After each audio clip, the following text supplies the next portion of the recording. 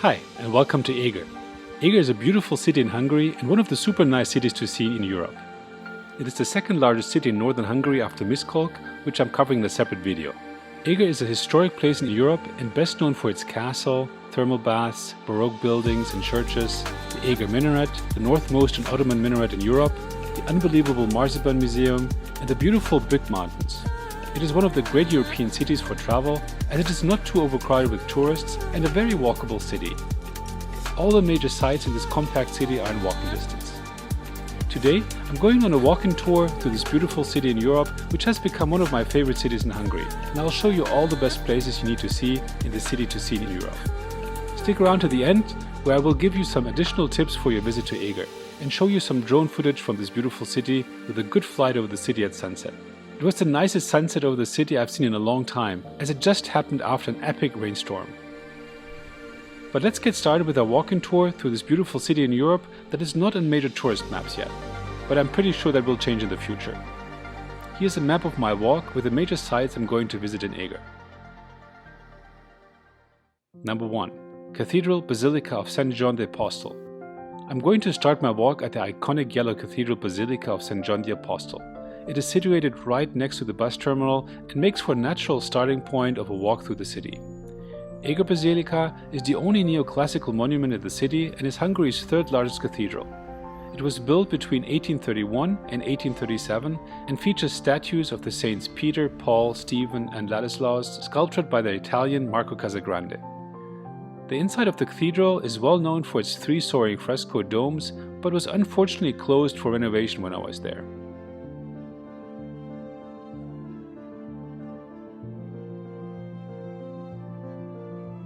Number 2. Lyceum and Eszterházy Károly Catholic University. Just behind the cathedral you get to the famous Lyceum, also known as Eszterházy College. The impressive Lyceum building was erected in 1765 to 85 and serves as a great example of the restrained Zopf Baroque style.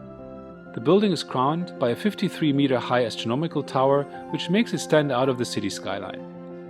While much of the building is not open to the public library and the Astronomical Museum and Camera Obscura or Periscope at the top of the building are accessible. The library has more than 130,000 rare books and medieval manuscripts on its fine oak shelving. It even includes the only letter written by Mozart on Hungarian soil.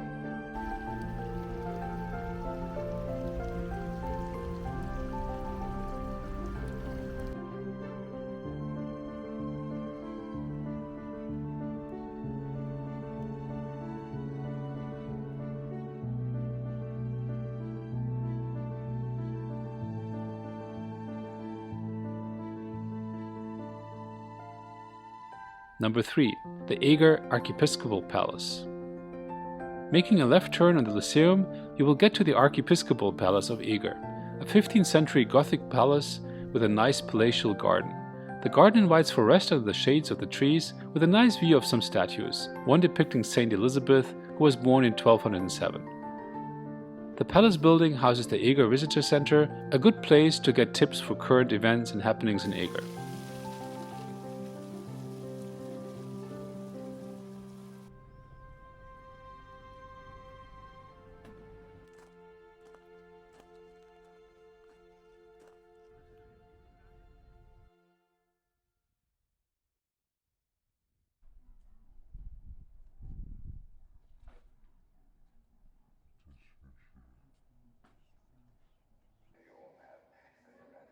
There's even an opulent Baroque salon completely made out of marzipan, including the carpet, wallpaper, stucco, paintings, furniture, and even a dog.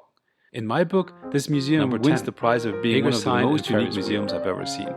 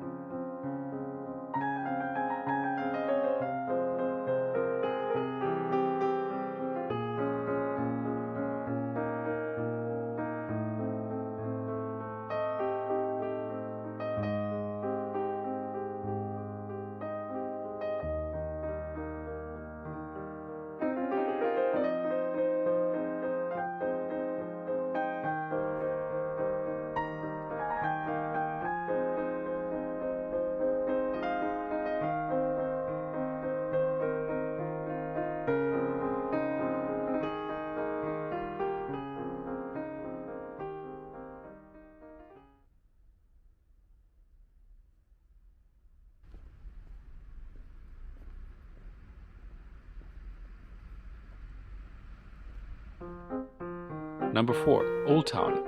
As you've probably noticed, we're already in the Old Town of Eger. All the small medieval-looking streets are worth seeing. Many of them house small local restaurants and courier shops, and it's just fun to stroll through this part of town, which is fully pedestrianized. As a tip, if you plan to stay in Eger, I would try to find a rental here, as the atmosphere is just so nice and prices for short-term rentals are affordable.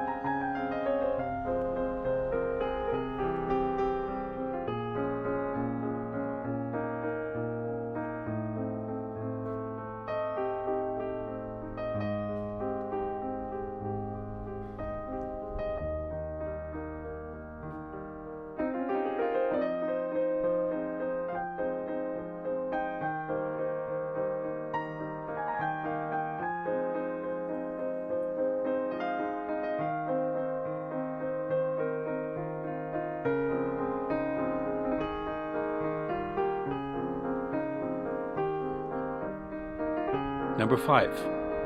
Dobó Square.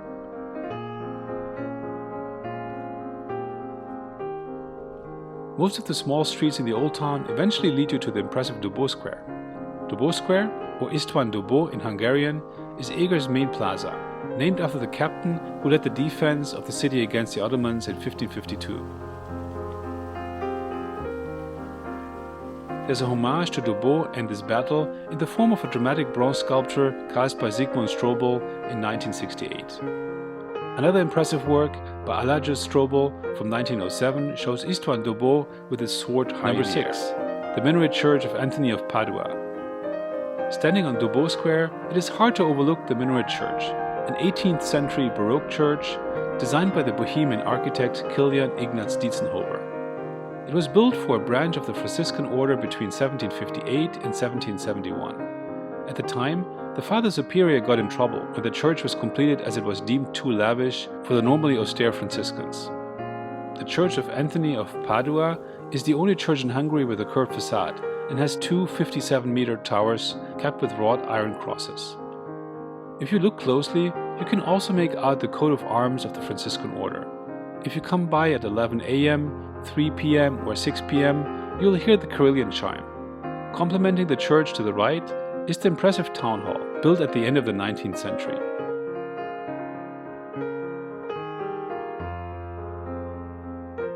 Number 7. Eger Castle. Let's take the small bridge at the end of the square and cross Eger River to head up to the famous medieval Eger Castle.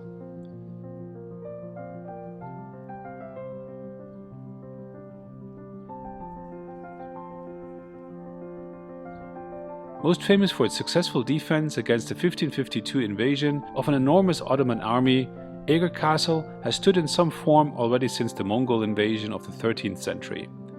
It is one of the great castles to visit in beautiful Hungary.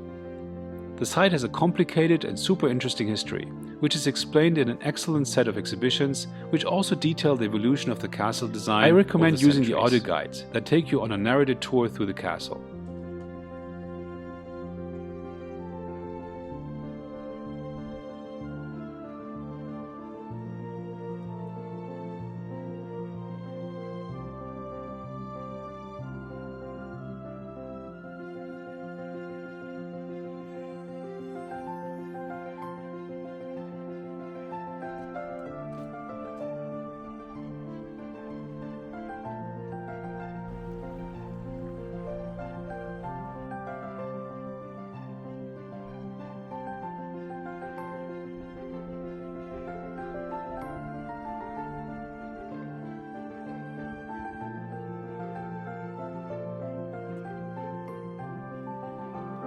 Number 8. Eger Minaret. Let's head back down the castle hill to our next destination, the Eger Minaret. The Eger Minaret is an Ottoman-era minaret tower and is the most northern minaret left from Ottoman rule in Europe. The Ottomans had control of Eger from 1596 to 1687, and during this period they built 10 minarets in the city, of which only this one survived. The minaret is 40 meters high, that's about 131 feet, and built from red sandstone. It was built in the early 17th century as part of the Jami of Cathedral Mosque. Eger Minaret is one of only 3 surviving Ottoman-era minarets in Hungary. It is the highest and the best preserved of them and can be visited for a fee. But you have to climb up 97 steps on an extremely tight spiral staircase, and this might not be the best idea if you're claustrophobic. I didn't go up there, but understand the views from the small balcony are stunning. Number 9. Kopcsik Marcipánia. Just opposite the minaret, on the same square, lies the Kopcsik Marcipánia.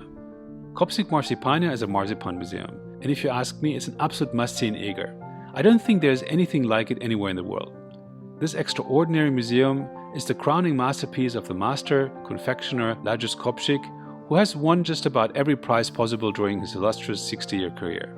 The museum is filled with paintings, sculptures and artifacts that are all creatively designed by Kopcsik. But what makes them so special is that pretty much everything you see is made out of marzipan.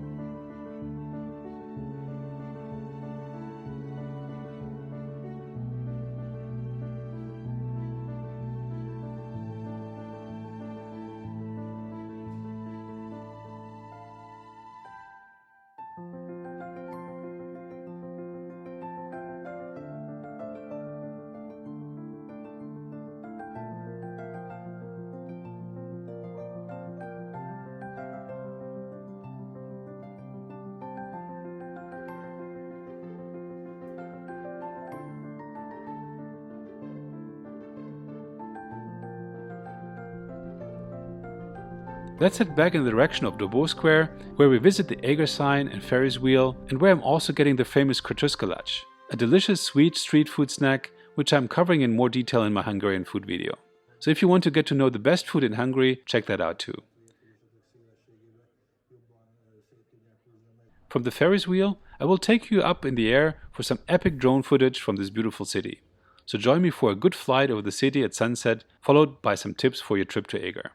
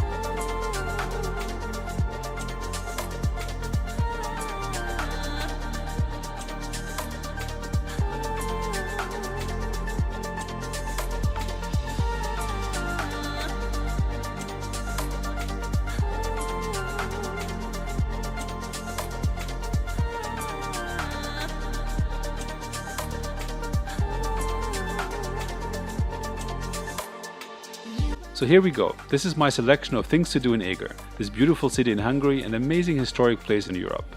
Unfortunately, I wasn't able to see everything Eger has to offer. I went to the Egri Road Beatles Museum at Hotel Corona and the Town Under the Town wine cellar catacombs, but both were closed during my visit to Eger. I also did not get to the Eger thermal bath in the Valley of the Beautiful Woman, a valley on the southern edge of Eger, which has numerous wine cellars, many with their own wine bar catering to tourists. And if you're in Eger, you may also want to check out the beautiful Bükk National Park, Hungary's largest national park, which is located just 10 kilometers northeast of Eger. I'm covering the park in my video in Miskolc in Northern Hungary, so please check that out too. But let's get to some of my tips for your trip to Eger. How to get to Eger. There are 3 ways you can get to Eger, either by train, bus or by car. The cheapest option is the bus. If you're coming from Budapest, buses leave the bus stop behind Budapest's Stadionok station for Eger twice per hour, and the trip takes a little over 2 hours. You can buy a ticket on the bus itself. Note that the buses only take cash in Hungarian forint, the local currency. Most major cities in Hungary also have direct bus connections to Eger. If you choose to take the train, trains leave the Budapest Keleti station every hour. Most of these trains are gyors, fast trains, and will take about 2 hours and 20 minutes to arrive. If you come by car, the easiest way to get to Eger is to take the M3, as far as Füzesabony, and continue north on Route 25. For a more scenic route from Miskolc, I recommend you drive through the beautiful windy roads of the Bükk Mountains. To use the motorway in Hungary, you need a highway permit, the Hungarian vignette, which can be obtained at any petrol station in Hungary. It's around 3,500 forints, about 10 euros extra. How to get around in Eger? Eger is a very walkable city and everything is pretty much in walking distance. The town center is largely a pedestrian zone. The train station is located about a 10-minute walk through the downtown area and most attractions. If you arrive by bus, the town bus station is located downtown directly behind the Basilica.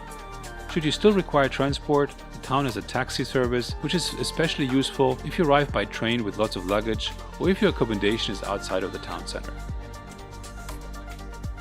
Where to stay in Eger? Eger is not overcrowded with tourists, and you won't have any difficulty finding good accommodation. Options range from campsites to small and larger hotels. I chose to stay in a small private apartment at the town center, which was the perfect starting point for my excursions. What to bring? Well, be prepared to do lots of walking in Eger, so bring good shoes. You won't need alpine boots, but high-heeled shoes are also not good, as there is much cobblestone pavement downtown. I'd recommend some comfortable sneakers or walking shoes. Also bring a poncho, rain jacket or foldable umbrella, as the weather can change quickly. I also always carry some sunscreen, sunglasses and a cap to protect against the sun. Lastly, bring your camera. The pictures you can take in Eger are amazing. Alright, this concludes my little tour through Eger. What do you think about the city? Please leave me your thoughts in the comment section below. I hope you enjoyed this Hungary travel video on this beautiful city in Hungary. If you did, please also check out my other travel videos on beautiful Hungary and many other amazing travel destinations. And leave me a like down below. And if you haven't done so already, please subscribe to my channel and I look forward to seeing you in my next travel video. Have a good one. Bye bye.